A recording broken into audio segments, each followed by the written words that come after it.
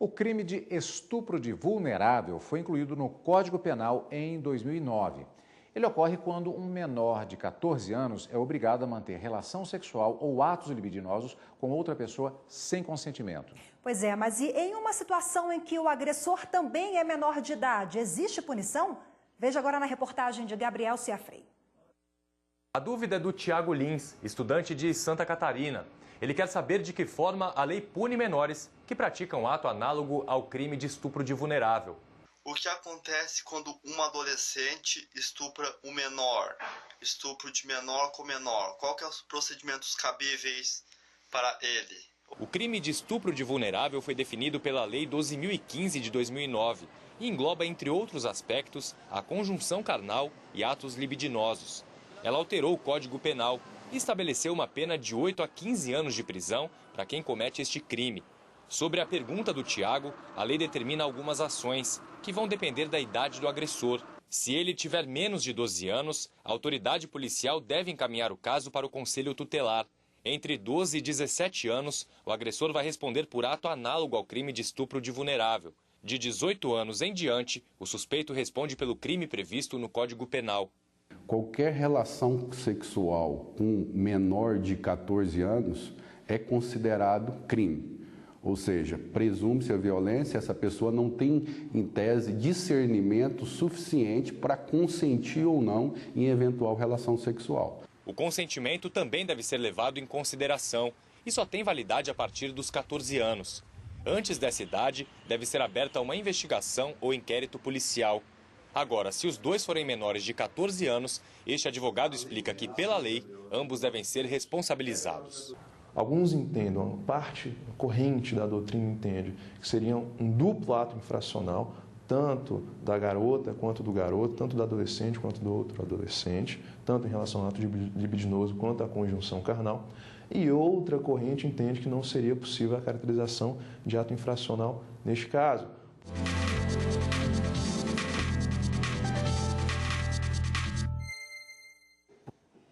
Para trazer mais detalhes sobre o assunto que acabamos de ver na reportagem, um assunto delicado, a gente conversa em nossos estúdios com o defensor público penal, André Prachetes, a quem, antes de mais nada, agradeço pela presença aqui na TV Justiça. Muito obrigado, um prazer, Rafaela, um prazer, Carlos Augusto, estamos aqui à disposição. Perdão, Carlos Eduardo. Carlos Eduardo, Tudo perdão.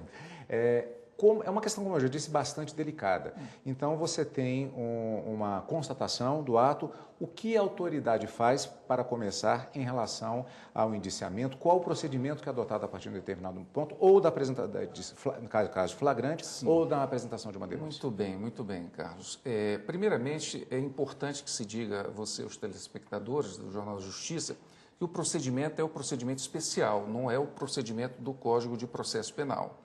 Esse procedimento do Código de Processo Penal aplica-se subsidiariamente, mas não é o procedimento que é adotado. O procedimento adotado é o procedimento do Estatuto da Criança e do Adolescente, Lei 8.069/90.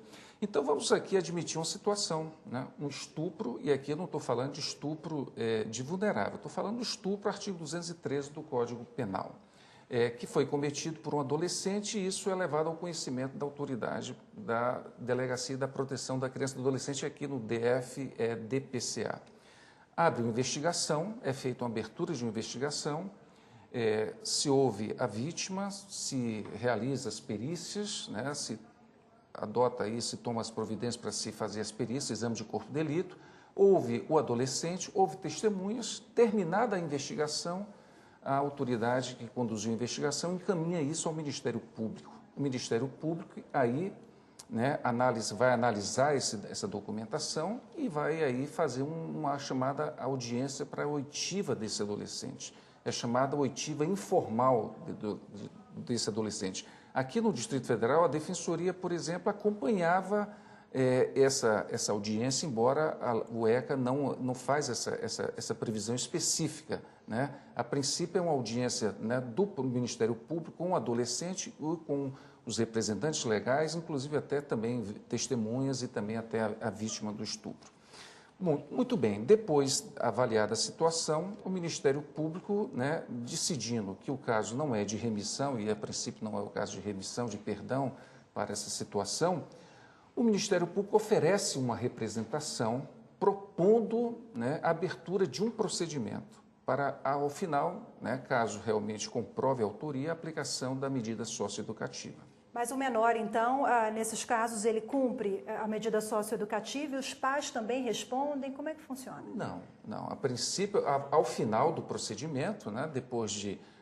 Há essa audiência de apresentação do adolescente, o adolescente presta essas informações, né? Depois é nomeado o defensor, né, privado, o defensor advogado ou a defensoria pública apresenta uma defesa prévia. Depois, né, é marcada uma audiência de continuação, onde se vai ouvir testemunhas arroladas na representação, depois testemunhas arroladas também na defesa prévia, depois alegações orais em audiência e, ao final, o juiz decide e aí, concluindo de que as provas são muito claras com relação à autoria, ele aplica a medida socioeducativa.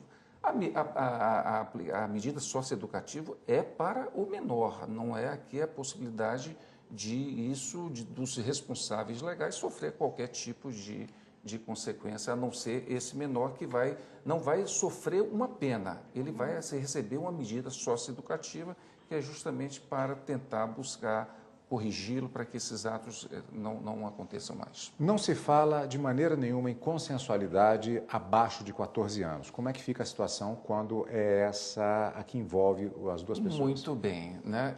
São situações que hoje já se discute a questão da consensualidade quando há uma relação entre duas pessoas, né?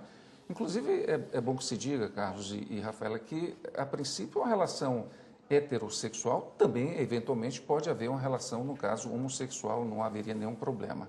Então, o ponto é que, né, segundo o artigo 217 do Código Penal, né, o estupro de vulnerável é, né, praticar conjunção carnal ou ato libidinoso diverso da conjunção carnal com menor de 14 anos. Então, essa é uma questão que, inclusive, no âmbito da jurisprudência aqui no nosso país, no STJ, já houve edição de uma súmula 593.